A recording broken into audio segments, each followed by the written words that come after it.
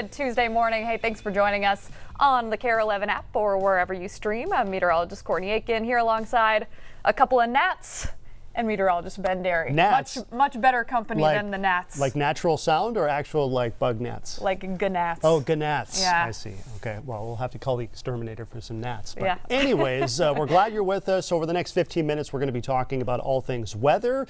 It is still very much summer outside. It sure is, but it's a better summer feel than we had yesterday. We've had some pretty hot days so far this summer. I mean, I think yesterday was like the 14th day so far this season. We've hit 90 degrees or warmer. Of course, yesterday was the hottest day of the season so far. So no one can say that we didn't have a summer. Because this is true. There are years where, you know, it stays kind of chilly. We have numerous rain chances. So we can get through this summer and comfortably say, yes, we indeed did have a summer, and it certainly peaked yesterday.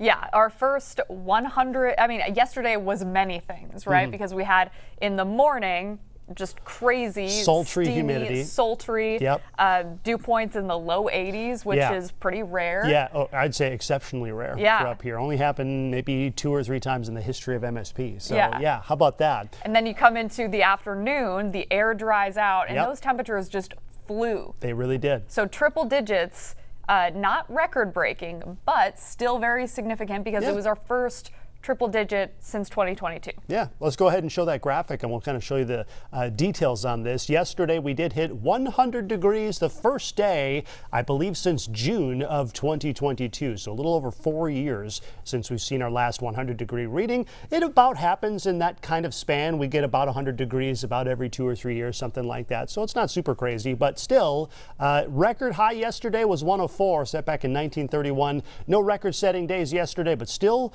100 degrees really stands out, especially when you wake up to some crazy humidity like what we saw yesterday morning. Feels a lot better though this morning. It feels so much better. I think the dew points this morning, or really the change in the dew points this morning, were the star of the show, because earlier this morning these numbers were even more dramatic. We had minus 20 in the Twin Cities, meaning we had shaved 20 degrees off those dew points compared to yesterday morning.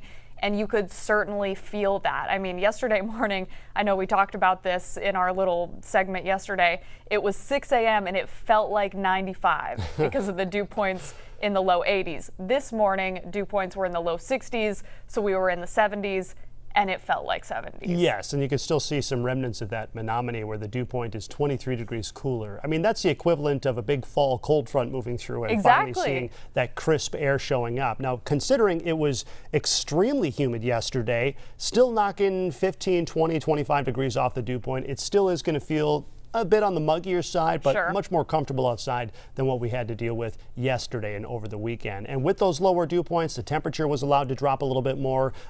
We were seeing overnight lows last night in the upper 60s to lower 70s. We're able to breathe easier. And of course, you don't have that layer of condensation on the outside of your windows like we had yesterday. Yeah, you can't draw pictures on your window today, but I don't think anybody really minds. And yesterday's low was, I believe, either 80 or 81. Something like that. So a good 10 degrees cooler. We will take it. As we make our way into the afternoon, like you mentioned, it will be a little bit muggy, but certainly more manageable. And we'll have some light variable winds, so that'll kind of help to make it just feel a little bit more comfortable as we head throughout the day. It's a lovely summer day, I would argue. I mean, we're at this point of summer where, you know, we're about to wrap up the month of July. We should be well versed in 90-degree heat. And we'll be near that over the next couple of days. So still big time summer heat, just not as oppressive as the last couple of days. Light wind, sunshine making it feel and look nicer outside. And also still a little haze on that sky as well, thanks to some distant wildfire smoke that's not having an impact on air quality, but it's still going to be lingering in our sky, or at least over the next couple of days. Yeah, exactly. So as you look at the sunrise or as you look up, it's almost like there's just a really thin film over the blue sky. So you'll see a little bit more of that, but overall upper 80s, low 90s is going to be the theme. So yes, that is technically above average, but we've seen plenty of 90s. We know how how to handle it. We know how to cool off at this point, and this is another conversation we had yesterday. At this point, this is not what we consider dangerous heat. It's not extreme heat. It's just a warm summer day. So we'll take it for what it is. And if you don't like it, there are changes on the 7-day. Eventually, right? The next couple of days kind of rinse and repeat. It's still a bit muggy as we head into Wednesday. Then we get into Thursday and Friday.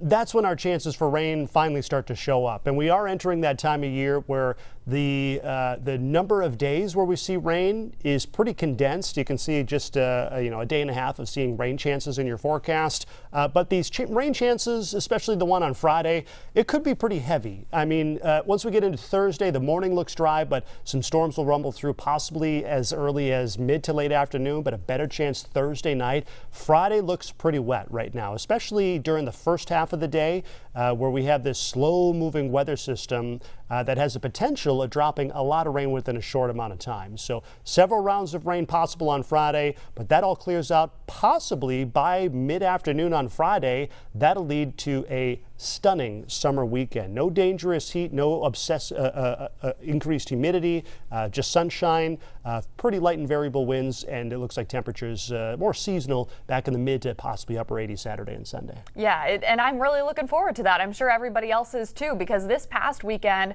we had heat alerts all weekend long, and I did see plenty of folks, at the pool, braving the heat and hopefully staying extra hydrated. But this is more so a weekend, this upcoming weekend, where you don't have to be so concerned about heat safety. You can just enjoy the summer warmth. Yeah. Mid 80s, nothing dangerous about that. It's just a nice summertime feel. And with all these 90-degree days, I mean, those lakes, the water temperature of the lakes have to be just warming up super fast. Yeah. So I would imagine August is going to be a wonderful time to spend time out at the lake. Here's our radar satellite composite. Not a whole lot to show. A couple of stray showers across the I-90 corridor in south central and southwestern Minnesota, but otherwise things are fairly quiet. It was not the case roughly 24 to 30 hours ago, or 24 to 18 hours ago to our east. This is what radar looked like at noon yesterday, and it was about this time when a major tornado developed just southwestern Green Bay in the city of Appleton. You can see all those storm reports that include big-time hail, and there's that tornado that developed just west of downtown Appleton and worked its way south over Lake Winnebago. This caused some extensive damage. Let's take a look at some of the details on this. So this was initially reported near, looks like Wisconsin Highway 96 outside of Appleton. Preliminary tornado start location and time, but it didn't just touch down and leave. This thing was a major tornado. I'm sure you've seen some pictures on social media or on the news. There is an ongoing survey from the National Weather Service, and based off of what we saw on the damage, based off of, trees just being completely stripped of their leaves, buildings, where about a third to even half the building is just gone. Buildings still on their structures, not totally wiped clean from their structure, or from their foundation, but still some major damage. Probably looking at EF3, maybe brief EF4 type of damage. So it was very significant. And Appleton, that's not that far away from us here.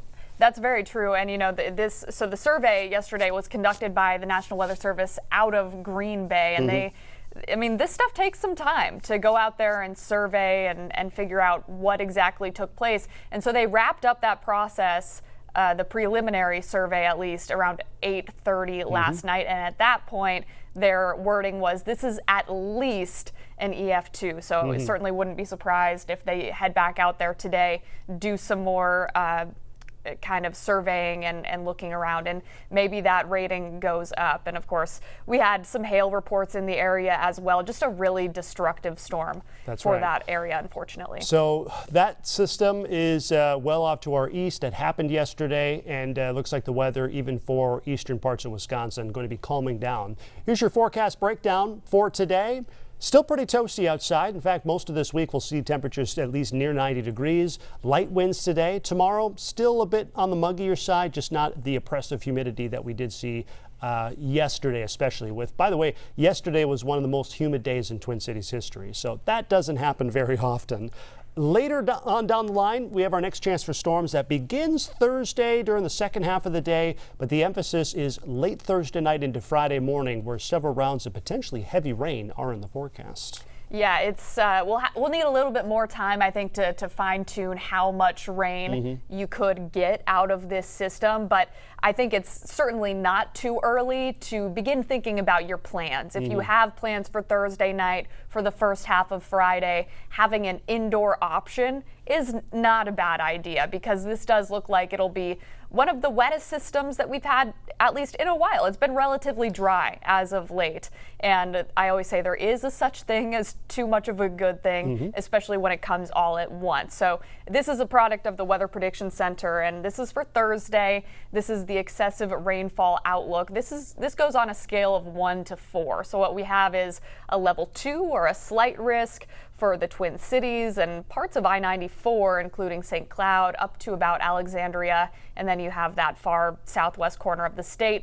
For just about everybody else in Minnesota, it's a level 1, and that also includes western Wisconsin. So the way I think about this is that where it rains, it will pour, and you're likely going to see a little bit of excess water in poor drainage areas, and it's not going to be the most fun time frame to commute and do things like that. I like that, though. When it rains, it pours. Yes. You got to patent that or something, because that's genius. I'm sure nobody's ever said it before. Yeah, when it rains, it pours. Well, I guess with this system, too, is we don't know exactly what's going to happen, but we do know the setup. We know that there's a slow-moving weather system that's going to move through, and there's going to be a lot of moisture. So that means storms that develop, well, they're not going to move very fast. You know, they're going to sit over the same areas and just kind of slowly move through the region. It makes a forecast for exactly where the heaviest rain is going to be challenging, because a lot of these thunderstorms are going to kind of do what they want to do. And forecast models, we can show you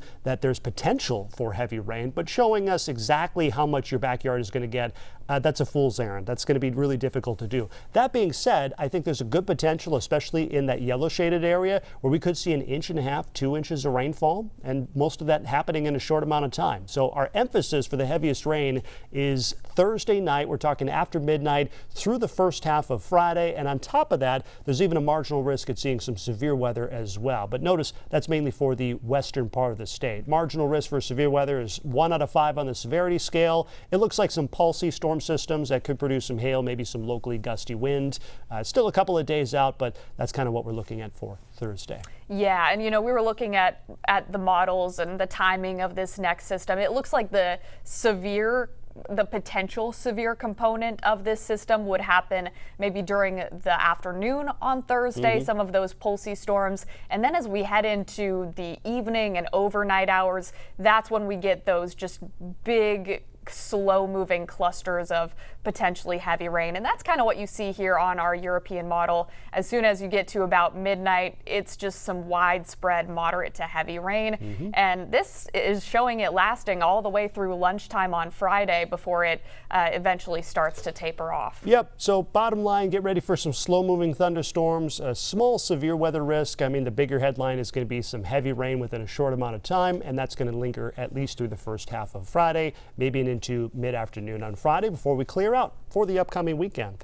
This is a look outside. You can see it's still a bit on the hazier side. We do still have that smoke in our sky, but most of it is elevated. Our current air quality, we are in the moderate category, which is not bad. I mean, you can't smell the smoke, but you can certainly see it outside, especially as Courtney mentioned, as the sun gets closer to the horizon. A lot more orange and red and yellow in that sunrise and sunset. That's thanks to those increased particles, those smoke particles. And the smoke is stemming from the wildfires about 1,000 miles to our west over the Pacific Northwest. So because those fires are so far away, the smoke kind of disperses through the atmosphere, so it's not going to be terrible air quality, but unfortunately we're going to be dealing with the hazy skies, at least in the short term, before we see any significant pattern change, which doesn't happen for a while. Doesn't happen for a while, so we'll still have a little bit of that film almost kind of blocking us from the blue sky, but good to moderate air quality is manageable. Even for folks who are a little bit on the sensitive side, it shouldn't give you much, if any, trouble